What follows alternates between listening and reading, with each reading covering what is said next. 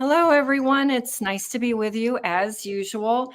This week we have a really special show and a really important show. We're going to be talking about some things that have been on my mind and heart a lot lately, and you've heard some of it because just a few weeks ago we did a show that was about food storage and what foods we should have on hand and that kind of thing. We're going to go beyond that. And of course, it's timely because of the absolute disaster in North Carolina this past week. I am just absolutely shaken to the core. I am gutted with some of the images, the videos, the stories that I'm hearing coming out of the affected area down there in the Western Hills. And it just brings home to me the idea that we really need to be prepared for disaster, for meltdown, for anything. And so I thought it very important that today we address how we can prepare ourselves and our families for anything terrible that might happen. We don't need to get into specifics necessarily or ideas about why this happened, because I have a few of my own, and I bet you guys do too. But we're going to get started first by introducing our guests. First of all, we have Dunn. Hello. Hey, Don, you are working with a few interesting people like T and the Angry American, but do you want to give us, in a nutshell, a little bit about yourself and what you do? Sure. Thank you. So I've been in the preparedness world for over 2 decades.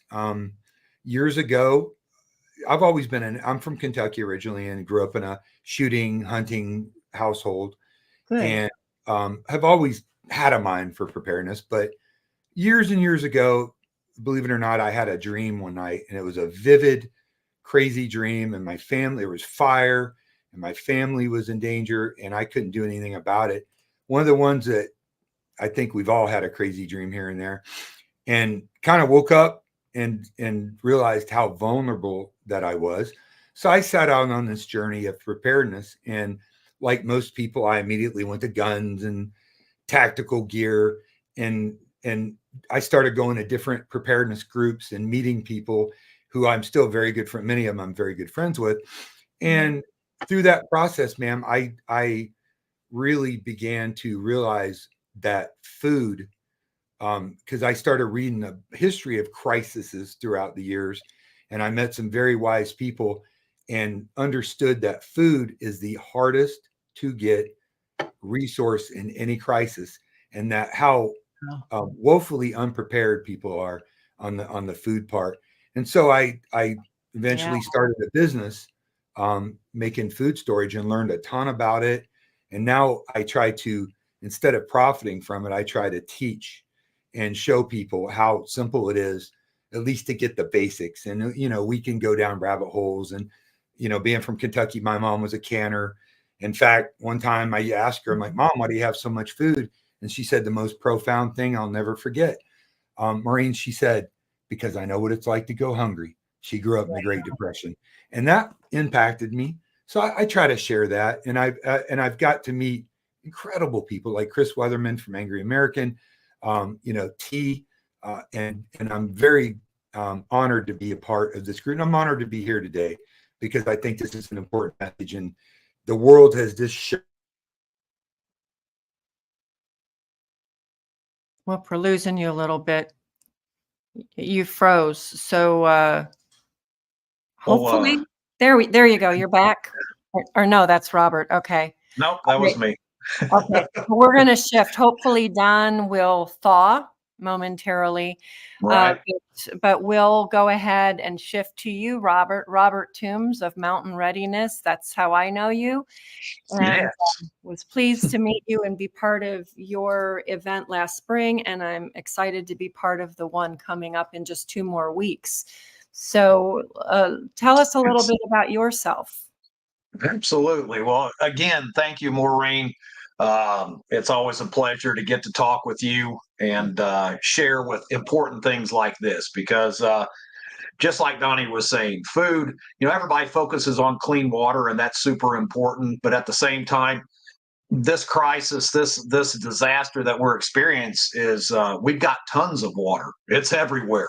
But food is one of those items that is super hard to get. But Mhm. my background, I grew up in preparedness. My family, my father went off grid before I was born. So I was raised for the first 15 years of my life, no electricity, no running water. We lived out in the middle of nowhere, pipe sunlight in, cook on campfires, do all the things. That was a normal way of life. And as at 15, I left home and started traveling around in the construction business. Lived in some very large cities, Fort Wayne, Indiana, Detroit, Chicago. There's Donnie. There My he is. internet He's died. back. So It's hit and miss all over the place. sorry about that. No, you're good. I just said the But, most profound thing in my entire life, and we missed it. Go ahead. Oh, you can say it again. I forgot. Go ahead and say it, Donnie. Finish it No, out. I forgot. You have a notepad and a pen beside you. If it comes to your mind, just Yeah, jot it down and we'll come back Yeah. to it. Yeah. But, But, Rob, I knew your story, and I don't know anybody who's more qualified to talk about how to survive without electric and running water and all of that than you, because friends, he's not just talking like they went camping a lot. No. This is how you lived. This is how you grew up, not in a regular house, not No. with utilities that we all take for granted now and that people are struggling with at the moment, not far from you. Oh yeah. Yeah. Oh yeah. This is the way we lived, and I mean, a lot of people looked at us as we lost our minds, and it was pretty crazy to say the least. But we lived in a tent.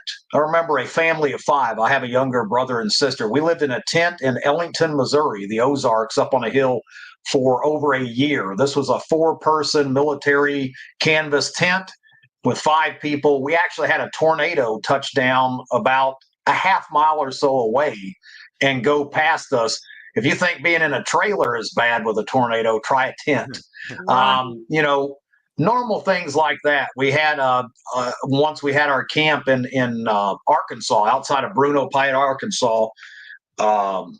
That our camp was swept down river. Everything we owned, essentially what's happened around us currently, Little Creek that we were camped next to ended up flooding overnight and turning into a huge river, and took all of our belongings down that river, and most of them were lost to never be seen again. So, growing up like that, it was kind of a normal thing, what people would consider not so normal now. But at the same time, being exposed to that type of lifestyle prepares you for worst case scenarios like we've experienced around here in northwestern North Carolina.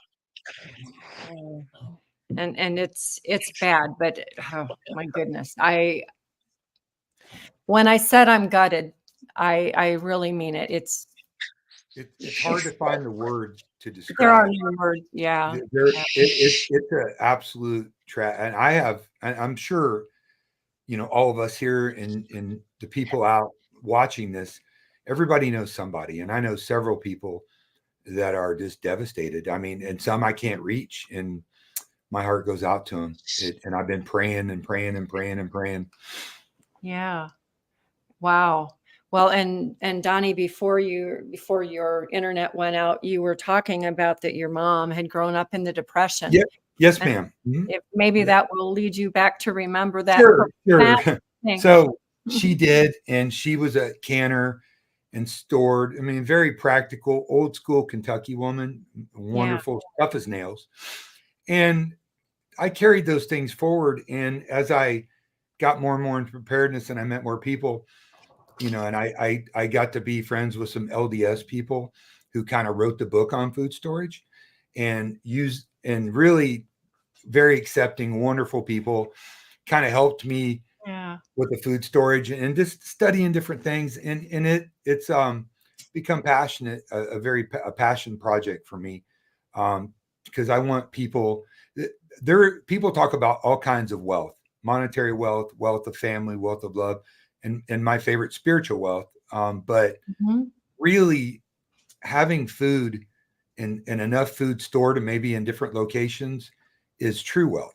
And meaning no matter what happens in the world, most likely the ability to feed your family, help your neighbors is Yeah. very important. It's a very powerful thing. And I had this incredible sense of well-being. The first round of food that I did with my system years ago, I just looked at it for a while, Maureen, and I just, it was really, and I want other people to have that feeling, because it's not rocket surgery. There's all kinds of ways to do it as you get into canning. You get in, being from Kentucky, we ate a lot of cured meat, a lot of country ham and Yeah. salt. Yeah. Really trying to learn in warmer climates of the South how to store proteins like meat, which is really very difficult in some areas. Trying to understand buying food from companies that make freeze dried or emeries, really trying to find a place for all that food and how that all would work in a system for people and add up, because there's a whole industry trying to profit from this. And good, I'm glad that capitalism's working and whatnot, but I think there's a tremendous disservice for people that are buying a year's worth of Wise, Mountain House, or whatever, because I think if people eat that for 6 months, they're going to want to jump into the lake. And it's Yeah. not very good for your psyche, and it's not really good for your body. Now they do have their place, but I don't want to go on a tangent. I don't know the format. No, actually, that's a tangent I'm prepared to go down, because that's okay. Perfect. important. So If we're going to so- survive anything disastrous, anything terrible, we have to survive on food that makes us healthy and water that is clean and pure, which we're definitely going into as well. Yeah. Spiritually, Eating- physically, and mentally. And yeah. all three of those, in my opinion, all hinge around in the material world food and, Mhm. and good quality food. Now, the system that I teach, I try to be holistic.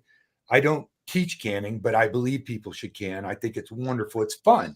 It's great. You know what? I'm going to disagree with you on that for Okay. the most part, but I Of want you course, to, of course. I'll come back to that But, later. but and not I'll- as a mainstay. I don't discourage Yeah. people from it, but I in working with the LDS people and Yeah. and my old partner in my business, who's very smart, what we do is we teach system of storing bulk items and Mhm. bulk carbohydrates and bulk vegetable proteins. So Good. rice, flour, oats, salt, very, very, very, very important. Yeah. Sometimes and different types of salt, from ionized salt to curing salt to whatnot. Even pasta a little bit as a mental boost, like nothing would be better in a crisis than a bowl of spaghetti, for the children and the people around. But really, beans and rice, and I hate to dumb it down like that, but most of the world lives on beans and rice, legumes, beans and rice. So having this as a base, Mhm. and then you can supplement it with number 10 cans and fruits and various things that are out there. But having that as a base will allow you to create menus and to add things like vegetables. It allow you to add things like small game or big game. It's a stopgap. Now, we all know in a long-term crisis, you need to be able to provide your own food, livestock, chickens. I'm big on rabbits. I'm big on gardening, but Yeah. you need that stopgap. So, nobody wants to eat beans and rice every day for 2 years, but it gives people options. And I'm all about options in a way that stores food for an almost indefinite amount of time if stored properly. And it's just a safety net to get you from A to B. And that's kind of what I teach in my classes, how important it is, because everybody wants to focus on flashlights and guns and tactical gear and all the cool stuff. They're important too. Yeah. But you can't Absolutely. Absolutely. Yeah. And I'm a firearms instructor and I work with some of the best instructors on earth. But the ability to defend it, but having that base and storage of food to me is very important. And that's what I try to show people, whether they decide to go down that road or not, really. But for just a few dollars compared to buying pre-made food, you can store literally tons. I have about 2.5 to 3 tons of food stored, spread out in different locations, because I've been doing it for a while. Yeah. And recently I did a couple years ago, I did a video with the tactical rifleman, who's a big YouTube guy, Green Beret. I don't know if you know Carl or not. Yeah. Wonderful, wonderful guy.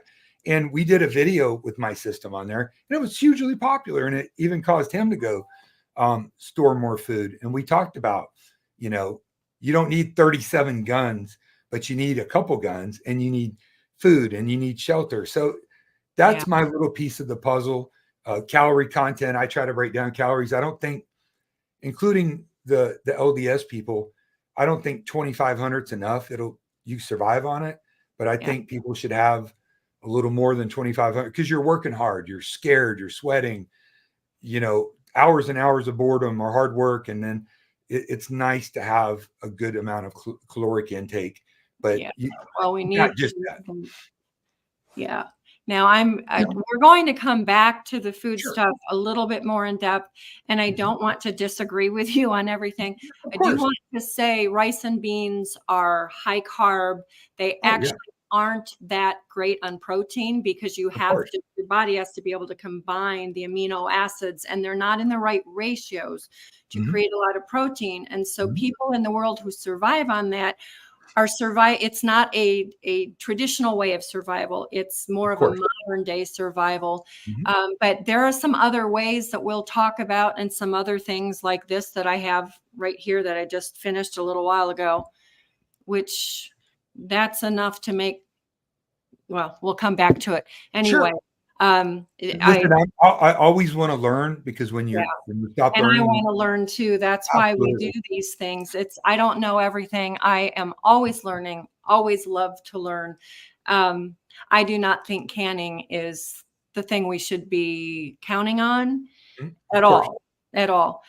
But you said something else that I really liked, because I had written it down as a note that I wanted to talk about. And that is storing food in different locations. Because if you just think about, I'll put this image up here. Yeah. You look at that. I mean, that's just one of many from the last 6 days. And, houses and campers and everything are being obliterated. If you're storing all of your food in that kind of an environment in home, then you've just lost it. You've just lost it all. And so I really want to hear what suggestions you have about not how to prepare food for storage, but what are some ideas about how we can store it? Well, and that's a great point. So I agree with you on the beans and rice. It's not something that I eat every day, even though my girlfriend's Japanese. We do eat our share of rice. I understand that rice is a relatively empty carbohydrate. And I understand that beans have to be prepared properly, and they're not a perfect thing. They're really not. Even though they call beans or rice a perfect protein, they're not. But as far as the ability to store bulk amounts of food, and really my systems and I always encourage people to get much deeper into it. It's a quick way to at least have calories that aren't pre-processed, survival food, soy, and all kinds of things in them. And I think, and I always recommend them as a base. You add things to them. And it's a way to store a lot of calories that people need. With the system that I do, you can improve on that anyway by some of the things that I'll recommend that you can add to the rice and beans, or cook your rice and beans with, that will make it both tastier and more nutritious. Yeah, there is ways to prepare rice so to mitigate some of the negatives of it, but some people just don't dive that deep into it. And I'm trying to present a way to at least have this base, but also grow a garden, have herbs.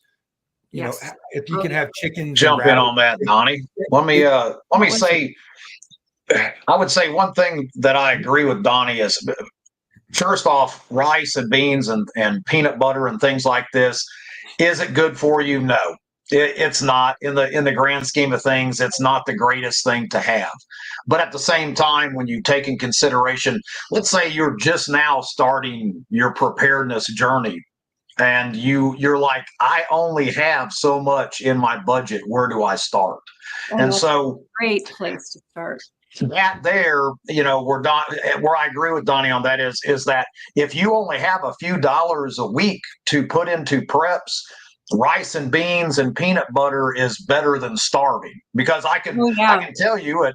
The longest we ever went was 7 days without food, and at 7 days, I will tell you, your body starts doing some very bad things. Mentally, it puts you in such a horrible place. That's all you think about.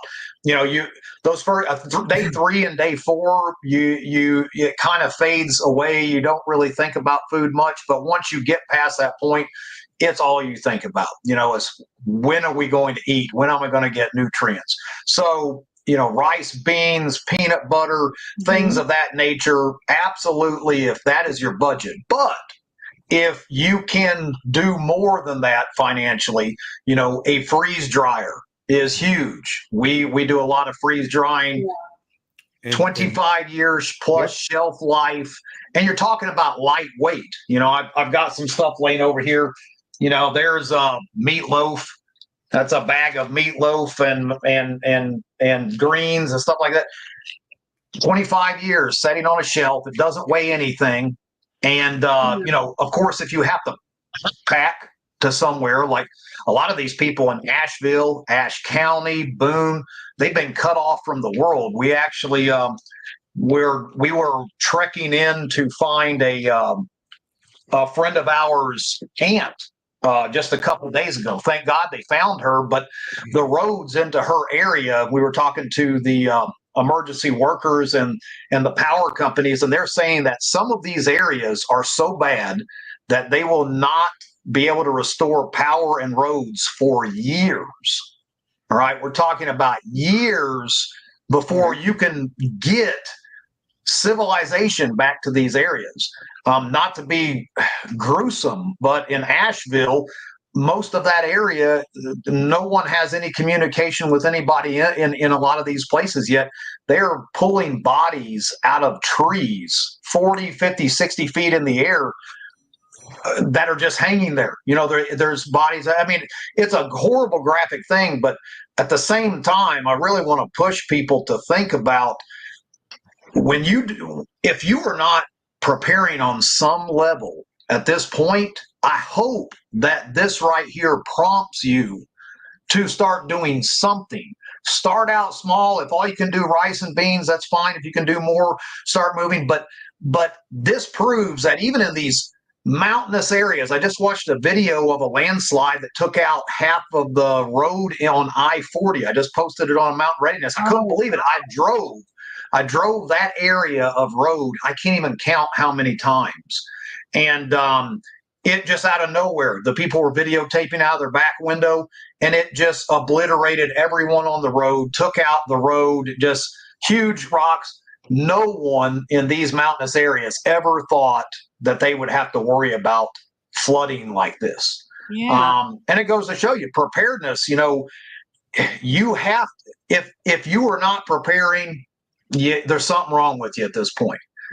Whether it be civil unrest, natural disaster, whatever it may be. But whatever level it is, guys, this is hard proof that it can happen. You may not think it can. You should be preparing for it no matter what. On social media the other day, somebody was talking about the disaster, and I said, hey, guess those preppers aren't so crazy after all. And a lady said, well, what good are the rice and beans and bullets to you if your home is blown away? And that wasn't a negative comment, because I agree. So in my preparedness journey, and we'll dive more back into the food, because I'm big on freeze drying too, as a next step. But spread your stuff out. I keep my food. I keep food at my house, a certain amount, because unless it's a really bad disaster, and I live in Florida where they have hurricanes, I might have to stay here. And then I have food at alternate locations. And the way that I teach with the 5-gallon buckets and the Mylar bags and food grade diatomaceous earth, it almost armor plates your food. So that gives you options on, you can store it in a barn. I have some stored in a hot trailer. I've had it in hot garages. You can bury it if you need to. So caching and moving your food around in case you have to leave is hugely important. But again, that comes with having enough to be able to do that. if you have everything in a bunker and think you're safe, this just taught a valuable lesson. Who would have thought in the North Carolina mountains that they would have Central American style mudslides? Because that's what it is. But I agree with you. And the bulk food stored kind of securely, where it can be in the heat, it can be in the humidity. It's got multiple layers. It's got the plastic, it's got the mylar, and then inside of it, we always use food grade diatomaceous earth that we mix with it in case any kind of critters are born, or there's a little oxygen or moisture that gets into it. That's another barrier to it, and spread that out, which is very important. And I agree with T. The freeze dried is critical, and that's really one of the only ways to store animal proteins and some of the other things, fruits and whatnot, for long term. However, there is a sizable investment for most people to do that, and I think that creates a barrier. Oh, $3,500 for a freeze dryer, even though at the end of the day it'll save their life. That's super, super important. So I think you and I, Maureen, probably. The encouraging thing is it's not the only way to dry foods. I do a lot of drying, and I don't even have the place to put a freeze dryer, although I'd love to have one. And they're so expensive right now. I just can't do it. But I do think it's really a great option if you can afford it. Otherwise, you can air dry. You can, I meant to grab my wax. My husband made me frames for drying, and they have different size screens in them. So I can cool. buy all kinds of things. Awesome. But I do a lot of salt drying and a lot of charcuterie. I have some beef that is curing right now downstairs that's covered in salt. It's almost done. Excellent. So you're one of the few people coming to you because it's going to be made into pemmican. So glad that you brought that up with salt curing, because salt curing is a big deal, and it was a big deal in Kentucky, and it's nobody ever talks about it. I mean, I'm so glad to hear it. I'm new to your channel and whatnot, so forgive me. I'm gonna be a regular now to come watch you. Good. We have some neat things that neat Excuse people me one like second, you. guys. Excuse me one second. Go ahead. He just jumped out there. Okay, I'll hold my thought until he comes back. That's okay. Yeah. But Robert, you guys do a lot of freeze drying. I'm really impressed with that. I think it's fabulous. And one of the advantages, besides the preservation factor, is, as you touched on, it's very lightweight. So you can very lightweight put it into a bag, whatever you want to call the bag, bug out or whatever, and you can carry it, and it's enough. Carry it. Yeah. Now, for our digestive process, we need water.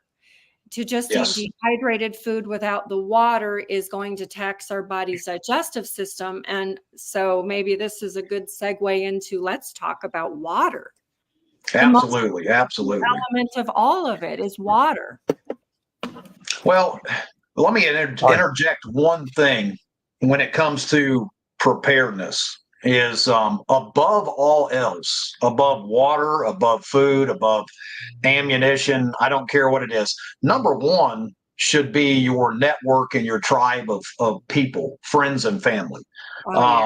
That's number one. Is the lone wolf does not survive, or does not survive very long. It's just what it is. So, getting to know your neighbors, what kind of people they are, if you mesh well and working together. We can't do everything ourselves. It's just impossible. You can't be the blacksmith, the sheep guy, the food dehydrator. You can't do everything all by yourself. So having this network, number one, your layers of preparedness, that should be first. And when we're talking about areas to store food, your friends and families and your neighbors can help you with your preparedness. All right. So my friend over here, or my daughter over here, she handles, these dry goods and staples, and we do the freeze drying over here. And then we have somebody that does, so having all this network is number one priority of your preparedness. I can't stress that along. And right now, what we're seeing here in North Carolina, South Carolina, Georgia, Tennessee, with all this is friends and family and people coming together, helping one another out. Without each other, none of this happens. We went about, 30 miles back whining around trying to find our friend's aunt, and we ended up having to stop because it was just impassable. And at the same time, my wife Amber, she got on the phone with some firefighter friends of hers, told them of another alternate route that we actually found out from people we ran into on that jot, and they were able to access our friend's aunt from that other direction. And of course, she'd been there for 4 days. She was running out of food, water, all these type of things. And in essence, it probably saved her life. And there's a lot of stories like that going around, that's going on right now. So number one, that first level is friends and family, and then water, of course, being the next. And that's something that we're seeing a lot of issues with right now. Yeah. And so that's a big concern. And you can't cook without heat. You can't make things sometimes without water, but you can't live without water. And obviously you also can't live with dirty water. And Right. so, there was a video on YouTube that I ran out of time to watch this morning, but it was a newfound old technique for filtering water using earth and sand. And I don't remember, I didn't get to watch it, but I know that there are methods out there, both old and new. And so, an interesting thing, we won't delve into it, but this is something that takes time, and it may end up that there's a lot of time in North Carolina to do these things. I don't know. But years ago, I watched a program, How Beer Saved the World. And then I was watching, in preparing for this today, I also watched a 18th century historian talking about foods from the 1700s. And one of the things that he brought up was beer, and how you can take, just as the documentary went into, you can take non-potable contaminated water and you can culture it, ferment it, and make it into something that it can be a staple for everyone, as it used to be, and it's clean and safe. But when you're talking about an immediate disaster, you're not going to have a month or a few to make ale. We need water now. So what do we do about that? Well, and something that I spoke with you earlier, we teamed up with Aqua Resources, which is a company that created the H2Go, and actually have a couple of them sitting here. These devices Wrong thing. Sorry. are just no. You're good. You're good.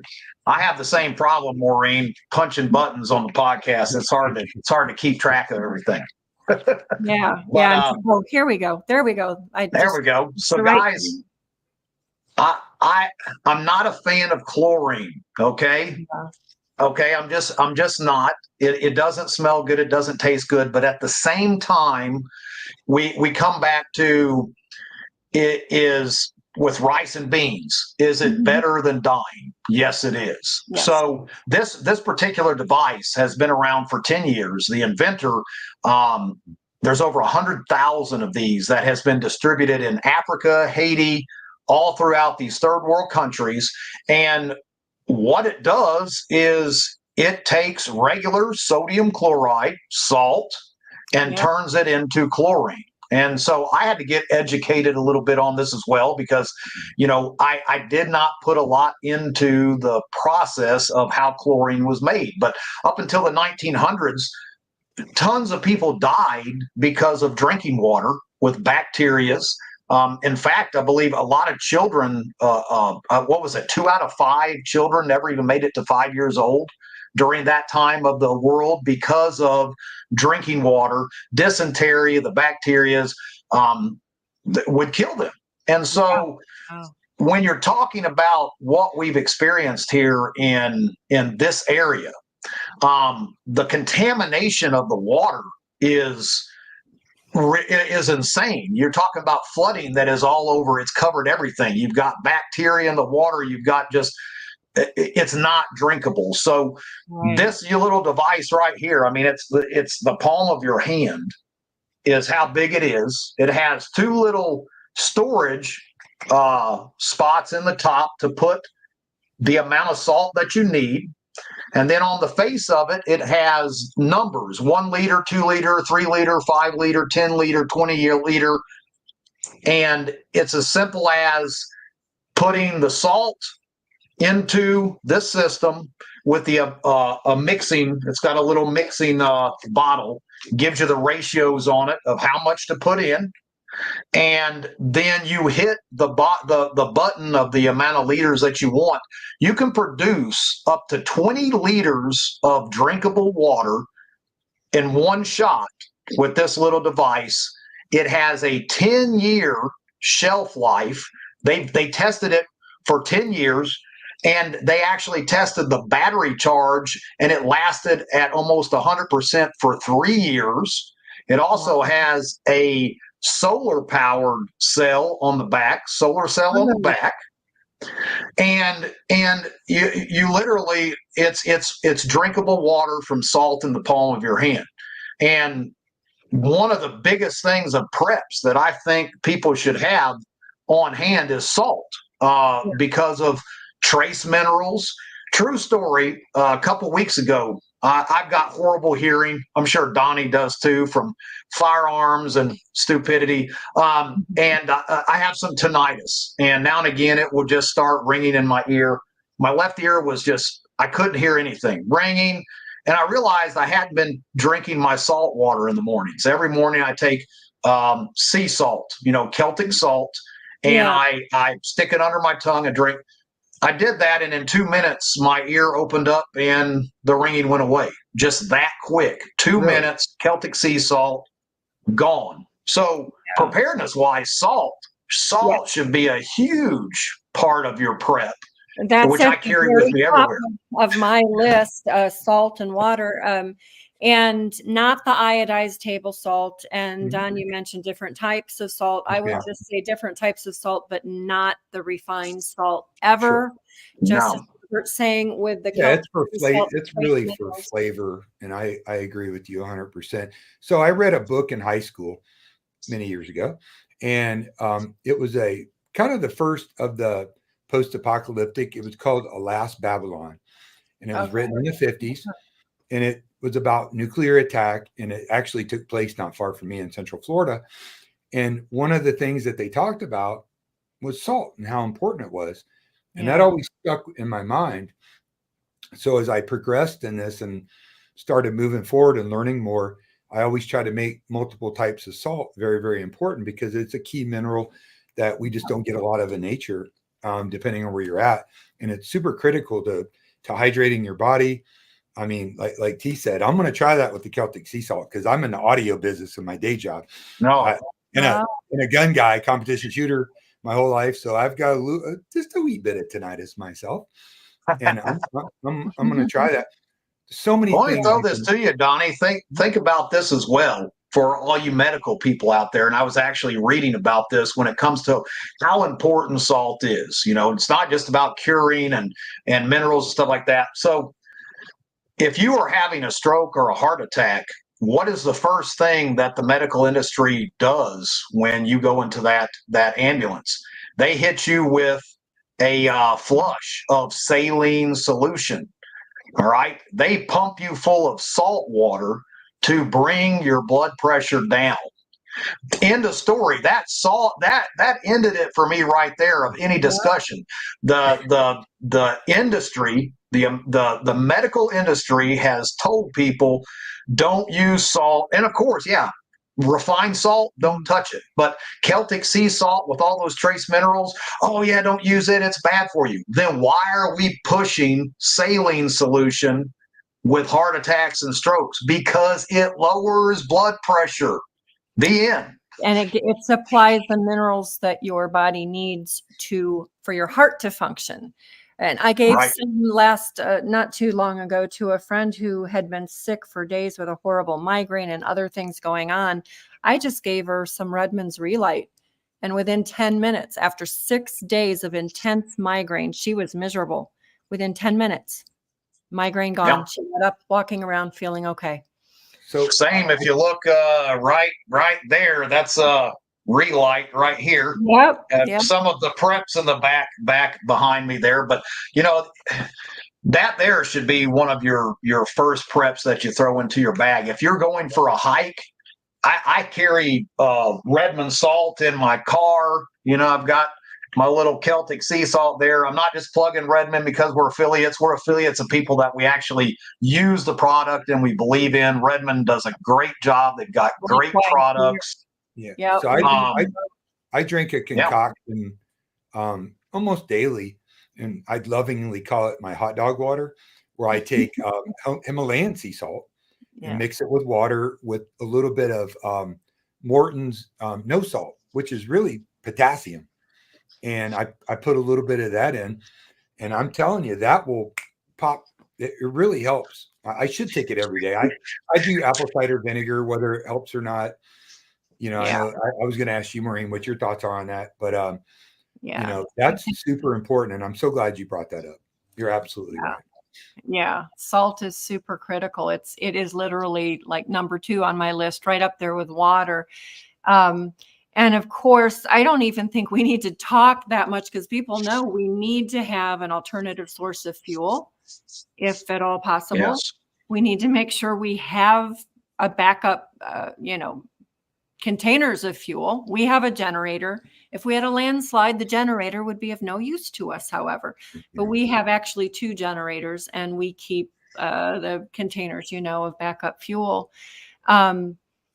And firearms for protection. Now, I did see a story, I think yesterday, about in one of the towns affected in North Carolina, that there are fights breaking out over things like gasoline, and that in one instance that 2 guys pulled out guns, and thankfully others around them were able to defuse the situation before a shot was fired. But yes, we need to have that. I fully believe we need to have firearms to protect from people trying to take what we've got. Oh, absolutely. And Maureen, being the rock star that she is, especially last time we were together at Troy's Gate, she can handle herself well. I will attest to this. Thank you. And women are always better shooters than men. As an instructor for many years, I can tell you firsthand that I would rather teach women than men, if possible, all day long. They have this unique skill called listening. I think, and I told Robert this after the Troy's Gate thing a few months ago, that I've replayed scenarios in my mind so many times about what I would do if somebody came to hurt my children, if somebody came to break into my house, mostly hurt my children. So when I did that Troy's Gate thing, that all just came out. And so even though I'd never physically done it before, I was able to do it because I had done it in my head. Well, security, and we don't have to delve down that so deep, but whatever security measure you think that you need for your family, that's your job to take care of that. But let me say this: desperate people do desperate things. The people that you would never think would ever be capable of violent acts, a lot of times are desperate people. Right now, we are looking at desperation of people. These people, when you are faced with starvation, when you are faced with being stranded with nothing, when you are faced with looking at your children, how can you look at your young children and say, I'm sorry, but you're going to have to go hungry again because we don't have any cash on hand?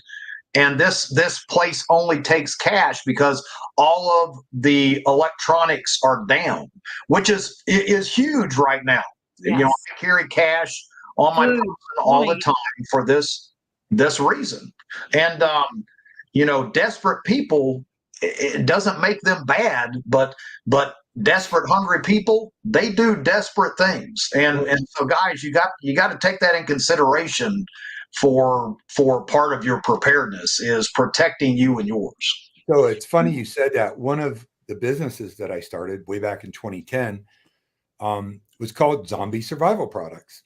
Now, before, so it's when The Walking Dead was everything. It was huge, and zombies were a thing. But in the preparedness world, we always use zombie as a metaphor for how people act because it's pretty close, and that's why we were okay with using one of our businesses calling it that, because people do act like zombies. I always tell people a guy would trade his Rolex watch for a half a pound bag of rice or beans.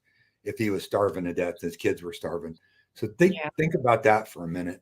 The value that food stores bring to the table. That is Our survival friend Alan Kay said it best: 3 days to animal. All right. In 3 days, you will see that primitive side of people come out when you're talking about no food, no water. Yeah. I talk about a window. Whenever there's a major crisis, you have about 72 hours to move autonomously or get around before you have to start. And this is just from history and reading a lot and seeing how people act before people start to act animalistic. Yeah. And, that's something to keep in mind. And, when you talk about that too, back to the firearm thing, a lot of people are pacifists and they think that they never would shoot someone. Yeah. I think that I'm not a pacifist, but if I were a pacifist, I think when it came to protecting my children, being able to protect our food from someone who is animalistic because of a disaster, or actually there are a lot of bad people out there anyway in a non-desperate situation. I would hope that even a pacifist would protect their household, would protect their kids, their family from someone who is wanting to take their life or take whatever it is that they need to stay alive. And so for that reason alone, I think it's definitely important to have a firearm or two. And then as well to be able to shoot a deer or a squirrel or something so that you can eat. But there are other ways, of course, trapping and fishing and that kind of thing. But have a firearm for 100%. sure. Yeah. Look at what we've experienced just in the past 20, 25 years. We don't even think about what's going on here in Ashe County, Asheville, Boone, Blowing Rock, all through these states. Look at Hurricane Andrew, Hurricane Katrina. I actually was living in Louisiana with Hurricane Andrew, and then of course Hurricane Katrina, the looting, rioting, the stuff that was going on at those times. Guys, bad people have zero issues with doing bad things. They're not afraid of the laws that the rest of us respect. They don't care about the laws. They don't care that they're not supposed to have firearms. They don't care that to do bodily harm to you and your family. That's why they've been in prison multiple times. These type of people have no respect for law, society, or you and your family. So they do care about to be prepared to meet. Yeah, you have to be prepared to meet force with force when it comes to things like this. They care about the law of the jungle. And that's it. And that's what I talk about when I'm training. The mindset is something that's not talked about enough, because the mindset, like you said, when you visualized when you were doing that training, that's very important. That's critically important. And also reading, books like On Killing, On Combat. When you read, you digest and you think about things in relation to your own life. I visualize all the time. And when I'm teaching firearms, I tell people about situational awareness. You go into a restaurant, you sit at a table. I always do a little mindless drill. I look at the exits, entrances, and then I just visualize if somebody came in, what I would do. I'd push my girlfriend down, my child. I would move here. And the funny thing about the human brain is if you set that thought in your brain, and if something happens and your adrenaline kicks in, you go back to that thought. It's amazing. I've seen it many, many, many times. So you're absolutely right. Look at what happened here. They're finding so on that, Donnie, that's a great point, because you're being aware of your surroundings, whether it be a restaurant, your home, your town, or pre-planning for a mean of egress, because that's what we're talking about here. We're talking about pre-planning for a means of egress. How do I get out of this restaurant if something happens that is bad? Maybe somebody comes in, maybe there's a fire, Maybe it's a tornado. Where do I go? Where do I take cover? But in Asheville, they are finding vehicles with people still in them, of course, no longer with us, because they tried to outrun this flooding and this storm. And if you are in a low-lying area and you know this flood is coming, you need to have your plan. Okay, the storm is going to take this long to get here. I have this much time to get from point A to point B to get out of this place. Because if you're just waiting for it to happen before you start reacting, this is how you lose your life. And that's what happened with these people. There was a video of a flash flood. The guy is up on the side of a mountain, and I believe it was Asheville, and he's standing on his deck, and his cars are parked right next to his deck. In 5 seconds, not even 5 seconds, the flood water comes off the mountainside and takes out his garage and both his cars. Less than 5 seconds, it's just gone. I saw You that. can't stop that. You can't outrun it. So you have to have that means of egress already in place, and that game plan if this happens, I need to be in the car rolling out, not after it's flooded 40 feet of water up around your house. There's tons of people that were washed away, and they were just going to wait it out. That means of egress and pre-planning for worst case scenario, keeping food in other locations, all this has to be layers of your preparedness. Yeah. And I think probably having food and medical supplies as well, which I want to go into, and maybe we'll save that for the last thing, but keeping things not just in your house. Let's talk other locations. Like, I think root cellars are great things. Not everybody can have them, but 100%. You have to have alternative spaces to stash food, water, medical supplies. And the water, Robert, that thing is really neat. I was going to say also, you can filter water even before you get to that point. Filter water through sand and stone so that cloth, so that it captures most of the debris, and then you can salt or that. And then treat rain barrels using systems with charcoal and sand. Exactly. And exactly. And there's water. I wouldn't say it's easy, but it is obtainable in most environments. Even in some desert environments, if you know what you're doing to do that. But, Maureen, you get it. Moving things and staging things in different locations is critical, because you can be overrun, you can be flooded out, you might have to evacuate. How many people keep go bags? And I hate the whole bag thing, but it's critical. Keeping, we used to make last week is a good example. Yeah, we used to sell 3 bags: a walkout bag, a get home bag, and a drive out bag. And it was a big duffel bag full of supplies that you would have there. And if you needed to go like immediately, you could grab it and have basics, including medical. Yeah. And that's, I think, super critical. Now, I want to talk just briefly, because this isn't my conversation, it's ours and yours. But I do want to talk real quick about some clarifications on my viewpoint on the food, because it's going to be different than probably what you may not have ever even thought about this. So rice and beans and peanut butter will fill your belly, but because we need to be healthy, we can do things that cost next to nothing or very little, including go buy a chicken and make some broth. And instead of canning it, so this is behind water and salt. My next 2 things, and they're about even, are pemmican, not jerky, but pemmican.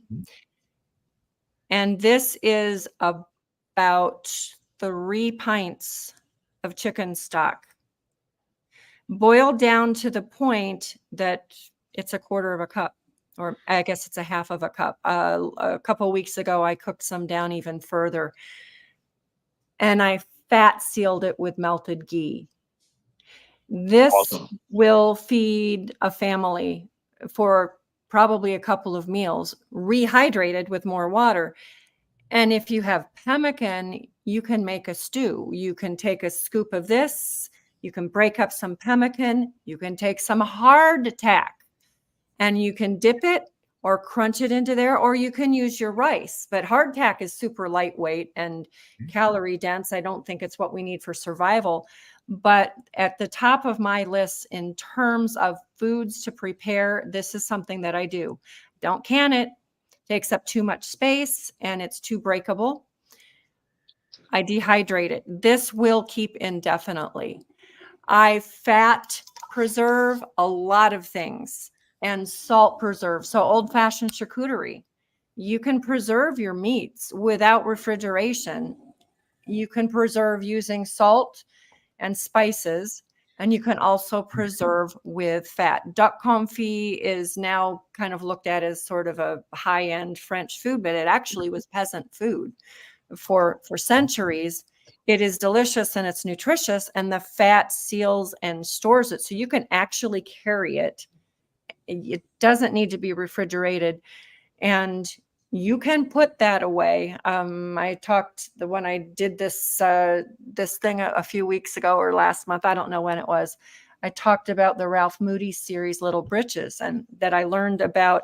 This was a true, probably somewhat fictionalized, but true story of Ralph Moody growing up in the first part of the 20th century and going through all kinds of trials and tribulations with his family. And one of the things that he did to earn money at one point in time was he wanted the government contract to feed the railroad crew that was coming through. At that point, he was maybe in South Dakota. I don't remember. But he made sausage and he packed it in fat, and it kept for months and months. And so I bring that up because it is really, really important. Even if you can't afford expensive meat or you can't grow your own meat, most of us can buy a chicken and we can roast it and we can make a gallon of stock. And we can cook that down to a little bit of nothing and seal it with the schmaltz, the melted fat from the chicken, or with another fat. But that is, to me, a very critical food supply, because it not only fills your belly, it nourishes your body and gives you energy. And the fat is super important. That's one of the things with rice and beans. You're just getting carbs. You could add a teaspoon of this to your rice and some fat. I also talk about keeping ghee or lard or tallow, and add that to the rice and beans.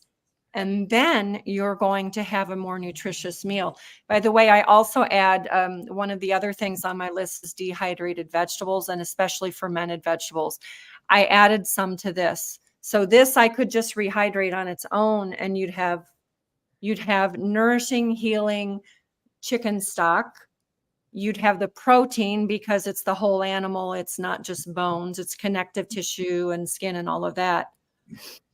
And then you get the fat for the energy and to feed your gut as well. It's just a multitude of things. So what I'm suggesting is adding on to the rice and beans. Rice and beans are heavy. Beans are not as heavy as rice, but they're heavy. I'm planning on making some hardtack and sticking that away because it's dehydrated. Basically, that's how you make it, and it'll keep for years.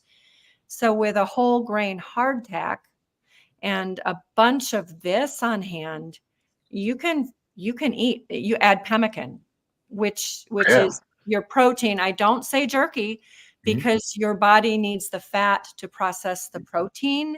Your body just with protein 100%. will take the vitamin A from your stores. So pemmican. And then I like to mix in berries with my pemmican. So then you're getting vitamin C and you're getting antioxidants along. Yeah. And that will keep for years. I couldn't agree with you more. And in fact, Absolutely. when I'm teaching my classes, I stress to people that these are relatively empty calories, that it's only a base, and the base needs to be supplemented. It could be a can of soup. It could be, your stock. I drink chicken stock weekly, because it's delicious and it's great. So I 100%. And I always tell people you have to have that nutrient dense element to be able to mix with a base. A base will fill you and give you calories, sometimes, empty calories, but you want to have that nutrient dense food. And I would love to talk more about you. I actually have to get back to work, and I'm sorry because I didn't know we were going to do this till earlier today, but I so much want to get deeper in this with you, Maureen, and learn what you're talking about and better educate people on it. Based on that, I'm always trying to learn, but but you're absolutely right. And I do stress to people, this is just a base is all it is. And it's not a solution. It's not going to keep you healthy. It's not going to help you heal if you're traumatized. You're right. Anne made a comment about rice and beans combined is complete protein. And we've already talked about that. But for Anne's sake, I'll say it's actually not, because you need the full spectrum in the right amounts of amino acids in rice and beans. And it's not proportionate, it's disproportionate. And so, yes, your body can make some protein from the amino acids, but it can't make enough. What it will do is put weight on you. It'll fill your belly, but it's not going to build healthy bodies, and it's not going to help you recover if you're injured or sick. So I don't recommend, and again, we talked about this earlier, but adding reduced stock and some vegetables to it and pemmican, that is good. That is good. So guys, I apologize. I have to go, and I'm so sorry. You're good, Donnie. We'll come back another time. Please. I would love to do this, because there's more facets to it that I'd like to talk about. And I really feel like we're on the same page on this. Yeah, we are. Because I'm not going to get to it because I have to go, but I studied the Seminole Indians and how they lived, because Florida is a very difficult environment to store protein because of the humidity. And I learned a lot about that. So we'll pick this up. I'm so honored and grateful to be here. And thank you, T. And please, let's talk soon. I'll get your contact info. Yeah, that'll be great. Thanks, Donnie. Thank you for coming on. It was we were trying to get you and weren't sure it was going to happen, but it did. We'll do it soon, very soon. Thank you. Thank you, Don. Yeah, and then I wanted to add too, real quick, is your number one threat is your health, and so I love where you're going. And of course, you're going to be doing a pemmican class at Mountain Readiness coming up here in a couple of weeks. Super excited, because we talked about this for quite some time of doing it. But, health, if you're healthy and you're in one of these hardcore survival situations, which a lot of these people are, that's part of your long-term sustainability right there. Being in poor shape and poor health, you set yourself up for failure right out of the gate. Absolutely. That's true. And, we still have things on my list that we haven't talked about, and we're out of time. So I think we'll do a part 2. And if you can come back, I do want to talk about medicine. Connie mentions chlorine dioxide. I want to talk about some of those kinds of things that we should have on hand and we should know how to make. And that includes things like alcohol. And I'm not just talking rubbing alcohol. I'm talking alcohol, like grain alcohol or vodka, at least. There's a lot there that we can delve into. I'd love to talk about chlorine dioxide as well, but some other things also. So let's come back and talk again. But for today, we've been on for over an hour, and I think we're going to need to, we're timing out. But we've covered a lot of territory. And we're going to talk about keeping our homeopathic kit on hand as well. Right. So very important. So many layers. So maybe we can come back. Robert, you and I can talk. And I also have another person I'd like to bring on to talk about the medicinal aspect to all of this. So if you're game, and I can get my friend on maybe in 2 weeks, because we have an empty spot there. So thank you, Robert, very much for coming on. I really appreciate it. And there's so much more to talk about. And folks, 2 weeks from now, starting Friday, Mountain Readiness is having, I want you to talk about it. You're having another excellent preparedness event. I will be. and Maureen will be there making pemmican and doing some medicinal tinctures. We've got Donnie Dunn, of course, doing classes there. We've got bushcrafters, we've got survivalists, we've got firearms instructors. It's just everything of self-preparedness all wrapped into one. We don't focus on one area because our forefathers did not focus in one area. They were well-rounded individuals, and that's what we all need to become. Again, follow the footsteps of our forefathers. And community, just like we talked about Community. Community. So, and you've built a community there, and we need to build community wherever we are. So, yep, we have a link for Mountain Readiness. I guess I'm making breakfast. We have to talk about that later. We have to. Yeah, I need I am really looking forward to that. I'm not going to lie. I do enjoy eating. Yep, I do too. I enjoy eating good food. So obviously I'm not a big fan of rice and beans, but I do like it on occasion. No. So, all right. Well, thank you very much, Robert.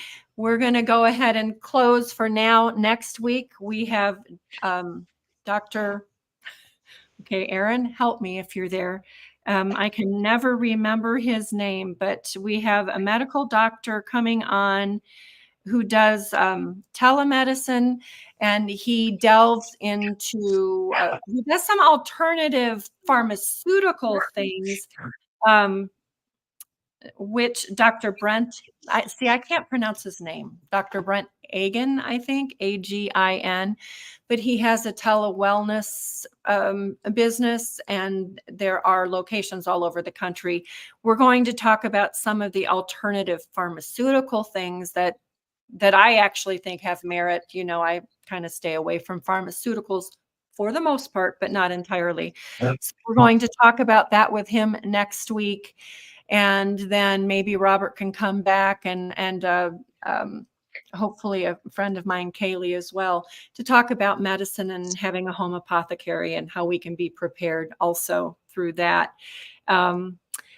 And then we have Mandy Bloom coming on to talk about a very controversial subject. She will be on October 30th.